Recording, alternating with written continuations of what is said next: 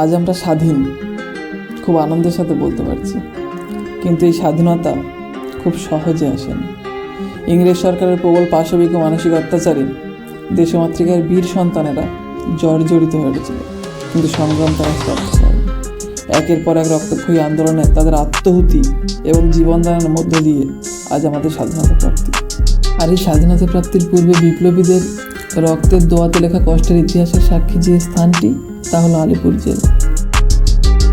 116 বছর পুরানো আদি গঙ্গার ধারে নির্মিত এই সেন্ট্রাল জেল ছিল ভারতীয়দের ওপর ইংরেজ শোষণের প্রধান স্থান। আস্থা মিউজিয়াম। 2019 সালে এখানকার সমস্ত কয়েদিদের বারুইপুর জেলে পাঠিয়ে দেওয়া হয় এবং ভারতের 75তম স্বাধীনতা দিবসে এই কুখ্যাত জেল মিউজিয়ামে পরিণত হয়। আজ 26শে জানুয়ারি, সাধারণতন্ত্র দিবসের দিনে ভারতের বীর সন্তানদের স্মরণ করার ছোট্ট প্রয়াস।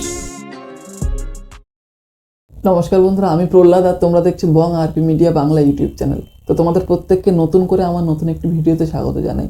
তো কেমন আছো তোমরা সবাই? আশা করি খুব খুব ভালো আছো। তো আজ আমি তোমাদের ঘুরে দেখাবো আলিপুর জেল মিউজিয়াম। রুজু করা হয় মানিকতলা বোমা ষড়যন্ত্র মামলা।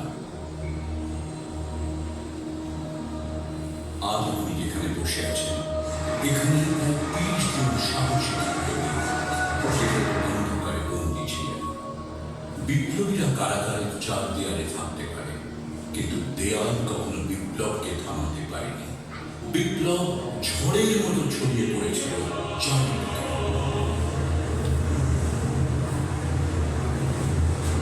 তো বন্ধুরা, আমি ইতিমধ্যে আলিপুর জেলে প্রবেশ করেছি। তো চলো বাদবাকিটা দেখা যাক।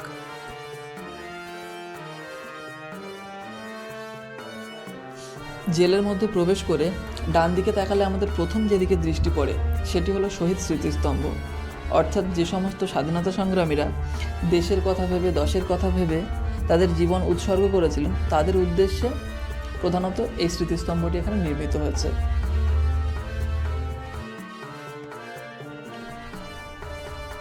এই স্মৃতিস্তম্ভ থেকে আরেকটু এগিয়ে গেলে আমাদের চোখে পড়বে খুব অতীব মূল্যবান ধাতু দিয়ে তৈরি এই সুন্দর কারুকার্যটি।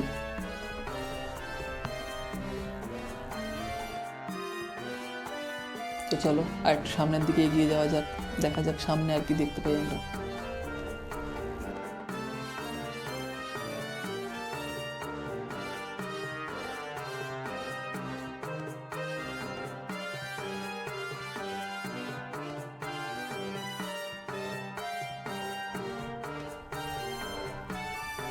তো এখন আমরা প্রবেশ করছি নেহেরু সেলে।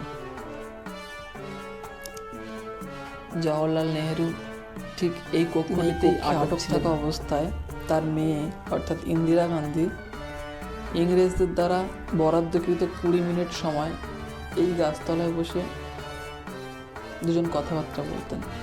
নেহেরু সেল থেকে বেরিয়েই ঠিক তার বিপরীতে আমরা এখন যে কক্ষটিতে প্রবেশ করতে চলেছি সেটি হচ্ছে লাইব্রেরি রুম। এটি এখন বর্তমানে লাইব্রেরি রুম, কিন্তু তৎকালীন সময় এটি ছিল গুদাম ঘর। অর্থাৎ এখানে সমস্ত কয়েদিদের মালপত্র রাখা হতো এবং তাদের প্রয়োজনীয় সামগ্রী এখান থেকে বিতরণ করা হতো।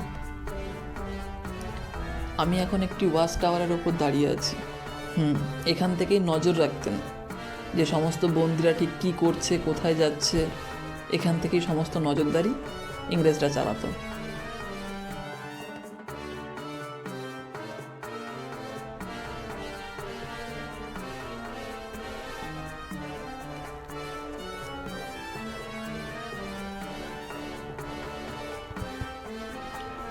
তো আমরা এখন যে স্থানটিতে প্রবেশ করতে চলেছি সেটি হচ্ছে তাঁতকল।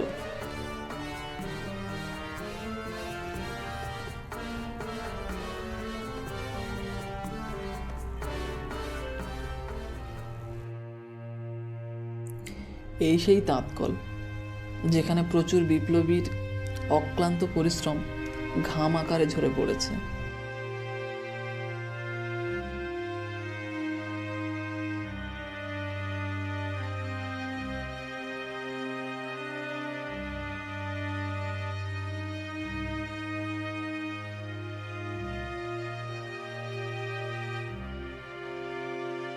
এখন আমরা প্রবেশ করছি নজরুল কক্ষে। এই কক্ষটিতেই আমাদের প্রিয় কবি নজরুল ইসলাম আটক ছিলেন।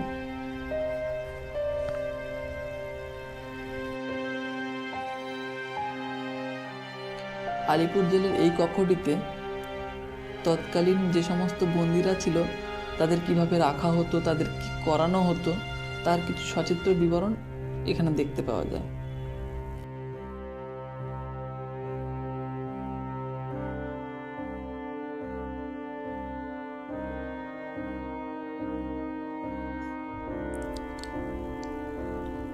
এখন আমি তোমাদের যে কক্ষটিতে নিয়ে এসেছি, এই কক্ষটিই ছিল তৎকালীন বন্দীদের সারা দিনের হাড়হিম করা পরিশ্রমের পর সামান্য স্বস্তির নিঃশ্বাস ফেলার জায়গা। অর্থাৎ এই কক্ষটিতেই তারা সারা দিনের পর তাদের বন্ধুবান্ধব পার্শ্ববর্তী যারা ছিল তাদের সাথে তারা সামান্য পরিমাণ সুখ দুঃখ ভাগ করে নিতে পারত। কিন্তু তাতেও ইংরেজ সরকারের হুকুম ছিল যে অধিক সময় ধরে কোনো বন্দী একে অপরের সাথে কথা বলতে পারবে না। যদি কথা বলে তাহলে শুরু হয়ে যেত তাদের নির্মম অত্যাচার।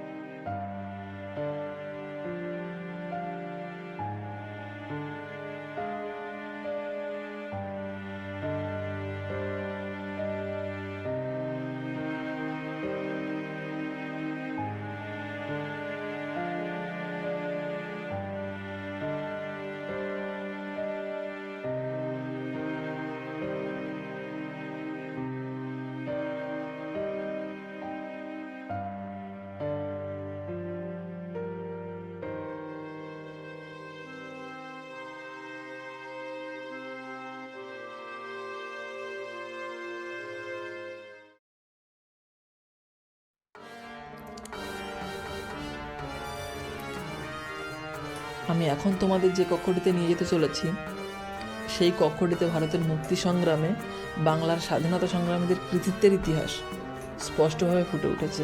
তো চলো ভেতরে গিয়ে দেখে নেই।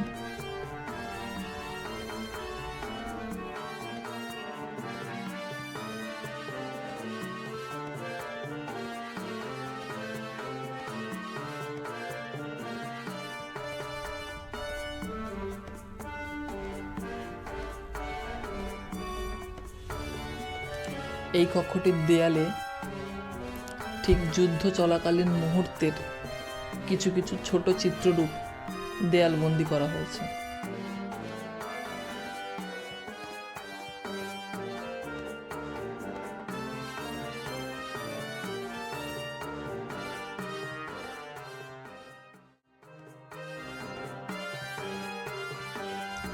কক্ষটির ঠিক পাশে আর একটি কক্ষে বীরাঙ্গনা রমণীদের ভারতীয় স্বাধীনতা সংগ্রামে তাদের যে অবদান তা এই কক্ষটিতে সুন্দরভাবে ফুটিয়ে তোলা হয়েছে।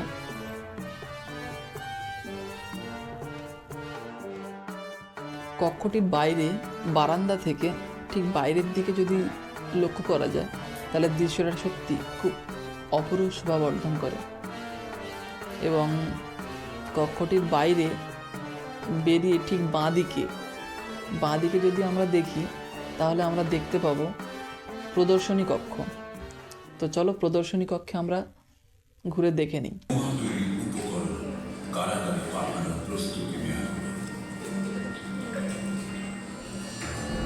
অরবিন্দ এবং বারুণীর সব প্রায় ৩০ জন বিপ্লবী ছিলেন এই জেলে।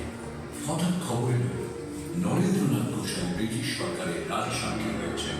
সমস্ত পরিকল্পনা তিনি ব্রিটিশকে জানাবে। আন্দোলনের জন্য এটি একটি অত্যন্ত বিপজ্জনক বিষয়।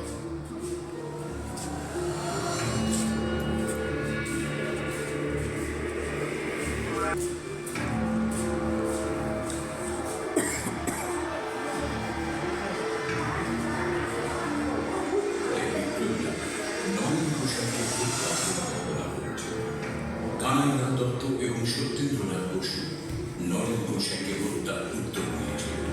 পিস্তল আনা হয়েছিল যে কানাইলাল এবং সত্যেন্দ্র সরকারি সাক্ষী হওয়ার ইচ্ছে প্রকাশ করলেন, কিন্তু শর্ত দিল তার আগে তারা একবার নরেন গোস্বামীর সঙ্গে দেখা করবেন। 1908 সালের 31শে অগস্ট নরেন গোস্বামী তাদের সঙ্গে দেখা করতে তার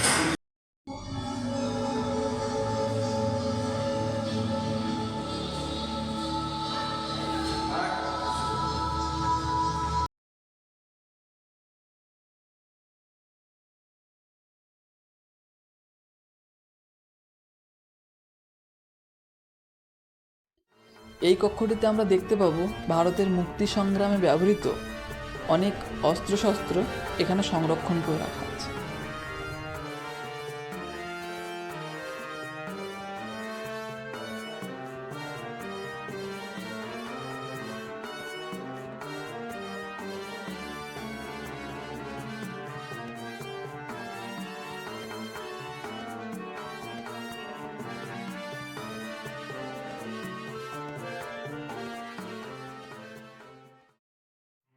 আমাদের পরবর্তী গন্তব্য নেতাজি কক্ষ।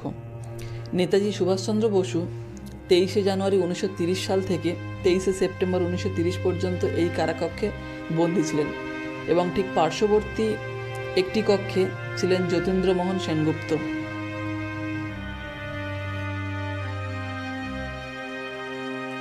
এই সেই ফাঁসির মঞ্চ যেখানে ভারতের বীর সন্তানেরা তাদের মৃত্যু দিয়ে স্বাধীনতার ইতিহাস রচনা করে গেছেন। তারা হাসতে হাসতে ফাঁসি কাঠের রশি গলায় পড়েছেন এবং মুখে ধ্বনি তুলেছেন বন্দে মাতরম। ফাঁসি হয়ে যাওয়ার পরে এই ফাঁসির মঞ্চ লাগোয়া এই যে অটোপসি রুম দেখতে পাচ্ছেন, এখানেই ডেড বডি পোস্টমর্টম করা হতো।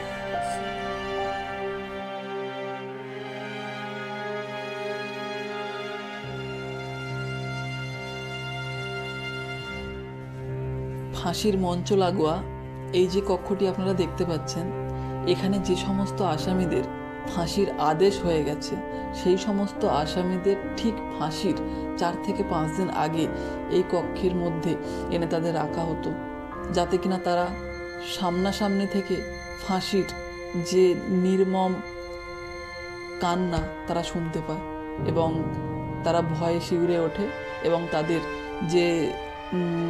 তাদের ভেতরে যে লুকিয়ে রাখা যে বিষয়গুলো যাতে তারা বলে ফেলতে পারে।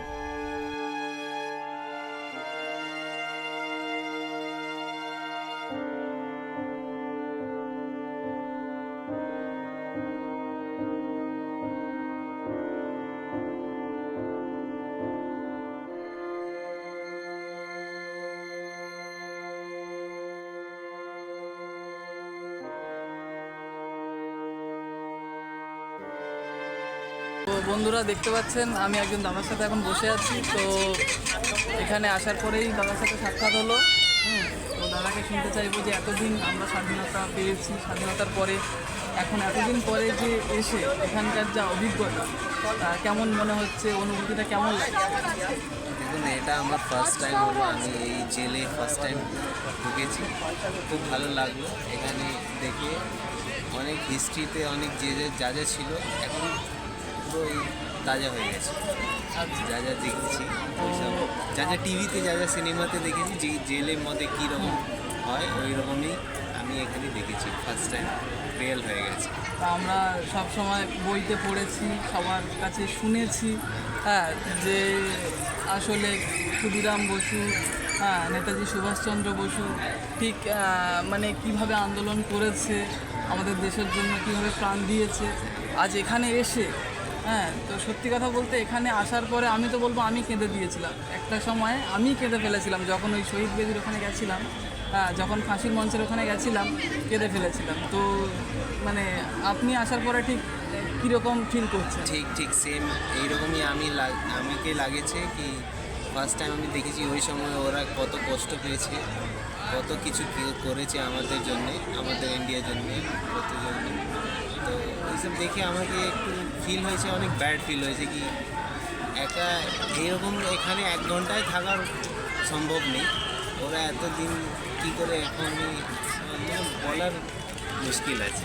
হ্যাঁ, বলার সত্যি তাই যে এমন মানে এখন তো ঝাঁ চকচকে আমরা দেখছি জেলের মধ্যেকার পরিবেশটা সত্যি ঝাঁ চকচকে এবং মানে চারিদিক সাজানো গোছানো, তাই না? তো যখন এইটা সেই সময়ে ছিল তখন কিন্তু এখানে থাকার মানে যে থাকা সম্ভব না, তো সেই সময় তারা কিভাবে থেকেছে এবং এখানে থেকে তারা মানে সমস্ত কিছু পরিকল্পনা করেছে কীভাবে দেশকে ইংরেজদের কবল থেকে বাঁচানো যায়, কীভাবে আরও পরিকল্পনা করে আরও সক্রিয়ভাবে এই সময় এখানে থাকতেই বিভিন্ন রকম মামলায় তারা পরিকল্পনা করেছে। তো সেই সম্বন্ধে দাদা যদি কিছু বলেন যে সত্যি তারা এর ভেতরে থেকে কিভাবে করেছে এগুলো, যে মানসিক যেখানে আমরা থাকলে কিছুক্ষণ আধা ঘন্টা 1 ঘন্টা থাকলেই আমাদের মন খারাপ অবস্থায় চলে যাবে, তো সেই সময় তারা কিভাবে থেকেছে, মনটাকে ঠিক রেখেছে, পরিকল্পনা করেছে, মানে করে বিভিন্ন রকম এতে এগিয়ে এসছে। ওইটাই বলছি কি যে এরকম আমরা দেখেছি সিনেমাতে, বইতে, ওই রকম একটু খেয়ালটা তাজা হয়ে গেছে কি 1 ঘন্টা এখানে মেন্টালি সব কিছু ফিট থাকা উচিত ছিল, না হলে হতো না। অনেক কষ্ট হয়েছে, মানে বলতে পারবো না কি, অনেক চেষ্টা করেও আমি বলতে পারবো না। এইসব দেখেই মনে আমার অনেক কষ্ট হয়। একদম। তো আমাদের দাদা কি প্রপার মানে বাংলা ঠিকঠাক বলতে পারে না, তবু আমি যেহেতু আমি বাংলায় কথা বলছি তাই জন্য দাদাও বাংলায় কথা বলার চেষ্টা করলো। আমার ঠিকঠাক হিন্দি আমি বলতে পারি না, তো আমি বাংলাতেই বললাম, দাদা বাংলাতেই উত্তর দিল।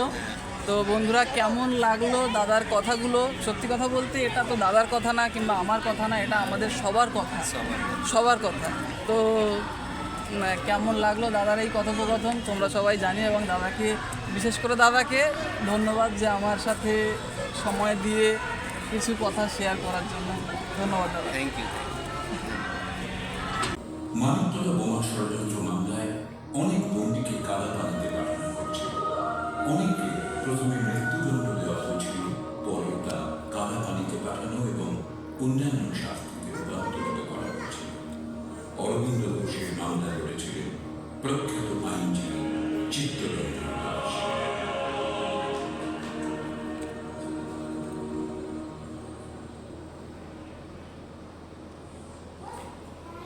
বিপ্লবের অনির্বাণ শিখাকে চিরপ্রজ্বলিত রাখাই ছিল প্রতিটি বিপ্লবীর একমাত্র কামনা।